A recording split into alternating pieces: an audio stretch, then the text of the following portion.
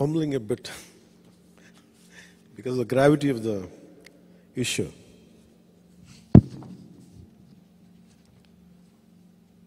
ముందుగా Vijayawada, Guntur, Mangalagiri bar association సభ్యులకి, వీటిని హెడ్ చేస్తున్న రాజేశ్వరరావు గారికి,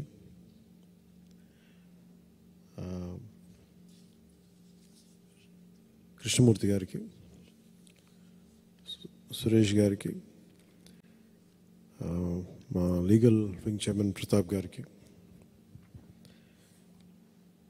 మాట్లాడిన పెద్దలు ప్రతి ఒక్కరికి పేరు పేరున నా జనసేన పార్టీ తరఫున, నా తరఫున హృదయపూర్వక నమస్కారాలు.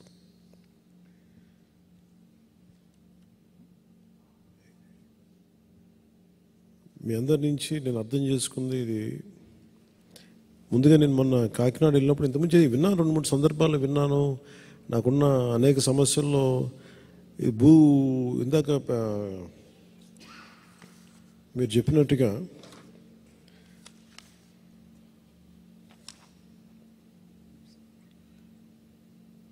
చిగురుపాటి రవీంద్రబాబు గారు, నీలి రామ్మోహన్ రావు గారు,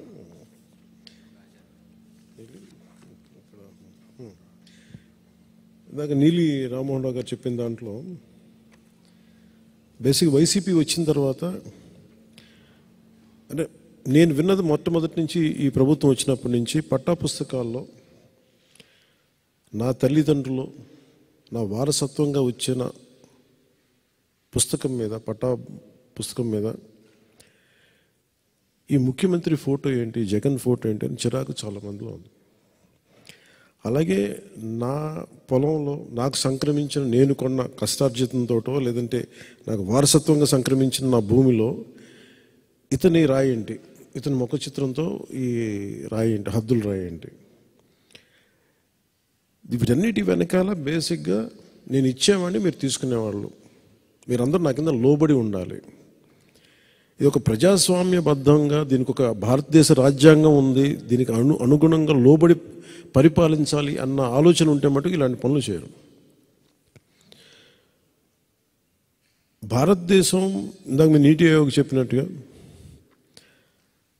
వాళ్ళందరూ కూడా కొన్ని చట్టాలను పంపించారు. నేను అర్థం చేసుకుంది, మన సంబంధిత రాష్ట్రాలకు పంపించారు. ఈ చట్టాల్లో తీరుతెన్నులు గమనించండి, ఏవి అమలు అంటే కొన్ని ఇబ్బందులు ఖచ్చితంగా ఉండొచ్చు. సో వాటిని కరెక్ట్ చేయడానికి వాటిని ఒక ముసాయిదా చట్టంలా పంపించారు, అంతే కదా నేను అర్థం చేసుకుంది. ఒక ముసాయిదా చట్టం పంపించారు, అంతేనా తెలుగులో? దీన్ని వీళ్ళు ముందే యాక్ట్ చేశారు. 2019 డిసెంబర్లో స్టార్ట్ చేసింది, ఆల్రెడీ ఈ ఇంప్లిమెంట్ చేసి దీన్ని రాష్ట్రపతి అప్పీల్కి పంపించారు, స్టేట్ చట్టం కాబట్టి.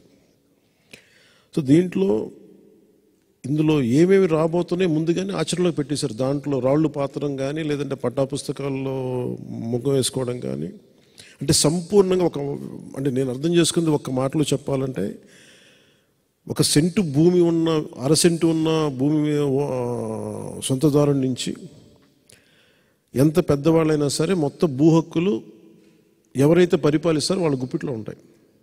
అది వాళ్ళ ఇష్టాల మీద, వాళ్ళ ఫ్యాన్సీల మీద ఉంటుంది. ఇది బయటికి ఎలా వచ్చింది అంటే, న్యాయవాదులకి పని పోతుంది. అంటే ఒక సగటు, నేను రోడ్ల మీద తిరిగి క్షేత్రస్థాయిలో తిరిగే వ్యక్తిగా చెప్తున్నాను. నేను అడిగాను ఏంటి జరుగుతుంది అని అడుగుతా అంటే, లేదంటే వాళ్ళకి ఉద్యోగాలు పోతాయి, వాళ్ళ కేసులు పోతాయని చెప్పి వాళ్ళు ఇట్లా పెడుతున్నారని. ఫస్ట్ టైం మిమ్మల్ని కూడా స్పేర్ చేయలేదు ఈ వైసీపీ ప్రభుత్వం.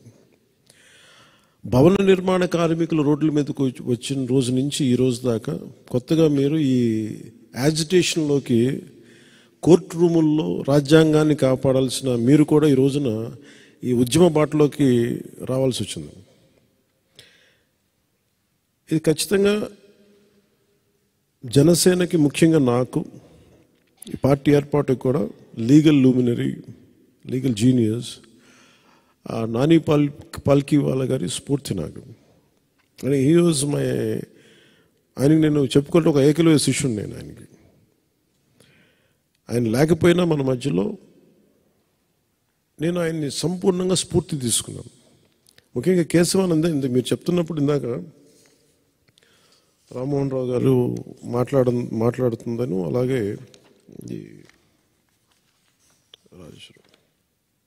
చిగురుపాటి రవీంద్రబాబు గారు చెప్పింది మీ ఇద్దరి అంటే మిగతా అందరూ చెప్పినప్పటికీ ప్రత్యేకించి మీ ఇద్దరు చెప్తున్న దాంట్లో ఒకడు నా భూమిలో నీ హక్కు ఏంటి, రెండు చిగురుపాటి గారు చెప్పింది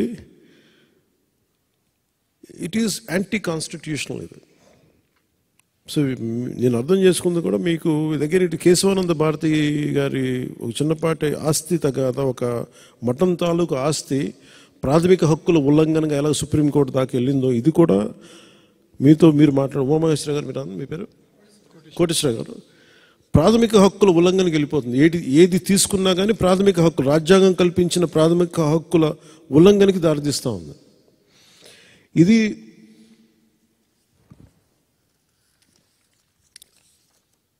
అంటే మీకు ఇది జగన్ దీన్ని ఎలా అనుకూలంగా తీసుకుంటున్నాడంటే, ఆయనకి వైజాగ్లో వచ్చి దోచుకున్న ప్రాపర్టీస్ అన్నిటిని లెజిటిమేట్ చేసుకోవడానికి ఇది తెచ్చుకున్న చట్టంలా ఉంది. అది అంటే వైజాగ్లో వాళ్ళు దోచుకున్న ఆస్తులకి లెజిటిమైజ్ చేసుకునేందుకు చట్టంలో ఇది ఒకటి ఉంది. అలాగే ఈ పొలిటికల్ ఈ వాళ్ళ ఎవరినైతే ఇప్పుడు మీరు అంటున్నారు, మీరు కోర్ట్స్ని దాటేసి కోర్ట్స్ని అతిక్రమించి రెవెన్యూ అథారిటీస్కి హక్కు ఇచ్చేస్తే రెవెన్యూ వ్యవస్థ అంతా ఎవరైతే ప్రభుత్వాన్ని నడుపుతారో వారి చేతిలో ఉండదు. కోర్టులు ప్రభుత్వం చేతిలో ఉండవు. ఆ హక్కుని ఇటు మైకి ఇటు తీసేస్తే మటుకు ఖచ్చితంగా మోర్ ఈజీ అయిపోతే ఆస్తిని దోచేయటం మరింత సులభతరం అవుతుంది. ఒకటే అనిపిస్తుంది, ఋషికొండని ఒక ఉదాహరణ చెప్తాను. ఋషికొండని రేపొద్దున అన్యాక్రాంతం దోచుకున్నాడు ఆయన. ఇందాక మీరు చెప్తున్నట్టుగా ఉమామహేశ్వర గారు మీరు చెప్తున్నట్టుగా ఏదైనా వాళ్ళు అప్లై చేసుకోవచ్చు, ఇది నాది అని రాసేసుకుంటే సరిపోద్ది, నో క్వశ్చన్స్ ఆస్క్డ్. సో ప్రతిదానికి కోర్టు అనే ఒక రక్షణ చట్టాన్ని తీసేశారు దీనివల్ల.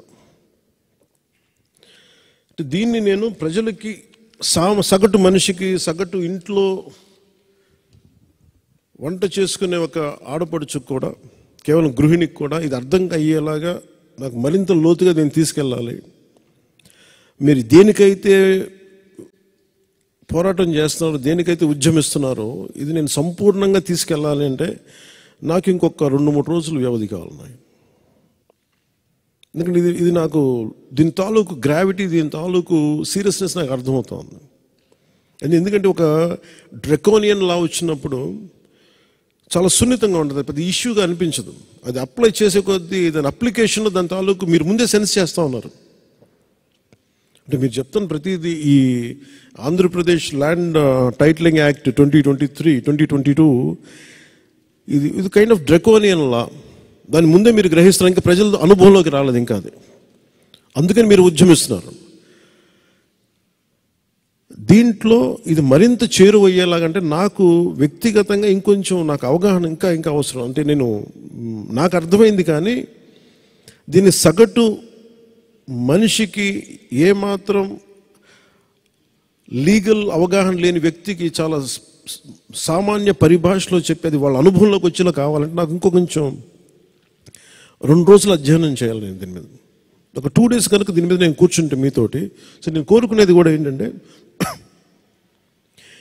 ఇప్పుడున్న మీరు ఒక 5 మందితోటి, మీరు కానీ ఇట్లా పెద్దలు, మీరు ఇక్కడ ఉన్న ఎవరైనా సరే ఒక 5 మంది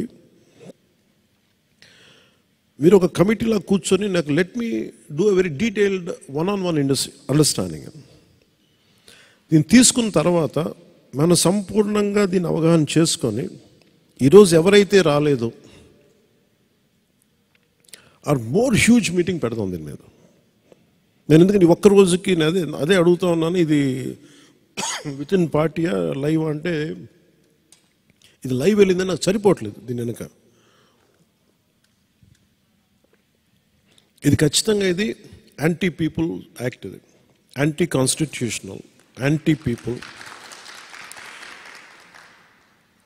ప్రాథమిక హక్కుల్ని ఉల్లంఘించే చట్టం ఇది కాదు. ఇది నేను సగటు మహిళకి, చిన్నపాటి ఒక 6వ క్లాస్ చదువుకునే విద్యార్థికి కూడా ఇది అర్థమయ్యేలాగా నేను చెప్పగలగలను.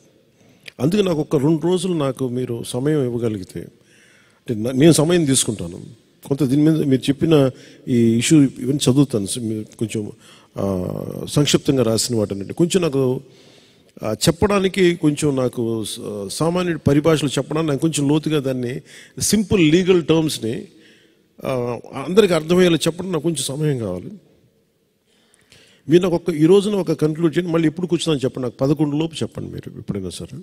11వ తారీఖు లోపు నాకు ఆర్ పోస్ట్ ఫెస్టివల్ లేదు, టైం అయిపోతుంది, అంత డిలే చేయొద్దంటే దట్స్ అప్ టు యూ, మీరు డిసైడ్ చేయాలి. దీన్ని ఖచ్చితంగా మీరు జనసేన ఈరోజున మీరు మీ విలువైన సమయాన్ని కోర్టులను కాదని మీ విలువైన సమయాన్ని ఇక్కడికి వచ్చి వెచ్చించినందుకు సంపూర్ణంగా అది ఒక అర్థవంతంగా అయ్యేలాగా ఖచ్చితంగా మీకు సంపూర్ణమైన మద్దతు మీకు ఇస్తాను ఖచ్చితంగా. నా గొంతు పెద్దలు మీరు చెప్తా ఉన్నట్టుగా నా గొంతు ఎంత బలమో నాకు తెలియదు, నేను పని చేసుకుంటూ వెళ్ళిపోతాను, కానీ నాకు దాని రీచ్ ఎంతమంది ప్రభావితం చెందుతుందో నాకు నిజంగా తెలియదు. నేను చేసుకుంటూ వెళ్ళిపోతాను, కానీ నాకున్న ఎంత బలం మేరకు, నా శక్తి మేరకు ఈ చట్టాన్ని ఖచ్చితంగా దీన్ని అమలు కాకుండా చూసే బాధ్యత నేను తీసుకుంటాను.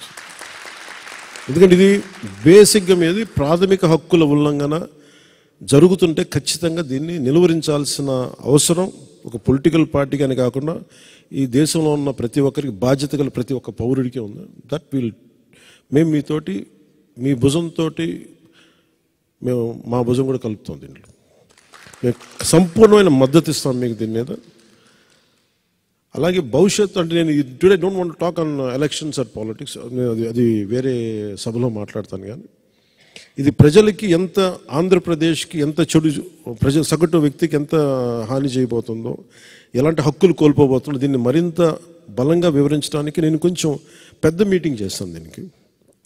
ఆ రోజు మీరు ఇంకొకసారి వచ్చి అది మనం ఎక్కడ పెట్టుకుందాం, లేదంటే మీరు ఆహ్వానిస్తే నేను వస్తాను,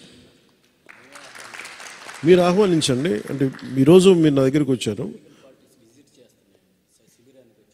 నేను ఆ రోజు కూర్చున్నప్పుడు నేను కావాలంటే మీరు చేస్తూ ఉండండి. ఈ 2 రోజులు నేను అధ్యయనం చేసి నేను మీ శిబిరానికి మీరు ఎక్కడైతే మీరు గుంటూరు కోర్టుకి నేను వస్తాను కావాలంటే.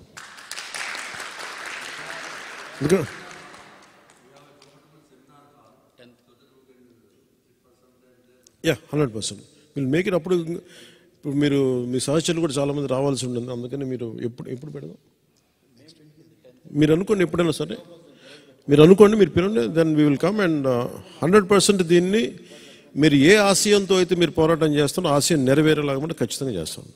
Thank you sir.